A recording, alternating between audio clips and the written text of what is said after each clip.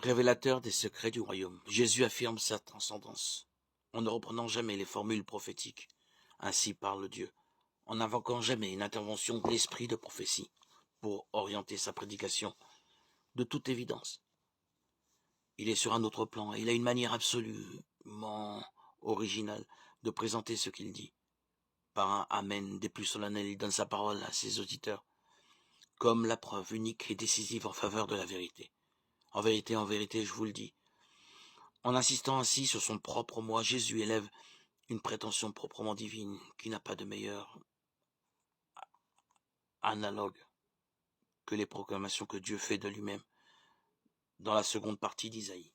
C'est moi qui ai révélé, sauvé et proclamé, Isaïe 43:12. C'est moi, oui, c'est moi qui ai parlé, c'est moi qui l'ai convoqué et fait venir, et son entreprise réussira, Isaïe 48:15.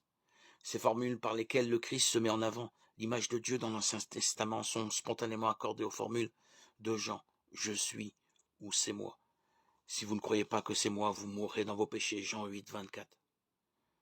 Quand vous aurez élevé le Fils de l'homme, alors vous saurez que c'est moi et que je ne ferai rien de moi-même. Ce que le Père m'a enseigné, je le dis, Jean 8:28. Je vous le dis dès maintenant, avant que la chose n'arrive, pour qu'une fois celle-ci arrive et vous croyez que c'est moi, Jean 13:19. Toutes ces formules de toute évidence renvoient aux formules de révélation divine de l'Ancien Testament, afin que vous sachiez que vous croyez et que vous compreniez que c'est moi, c'est-à-dire en sous-entendu que c'est moi qui suis Dieu. Isaïe 43:10.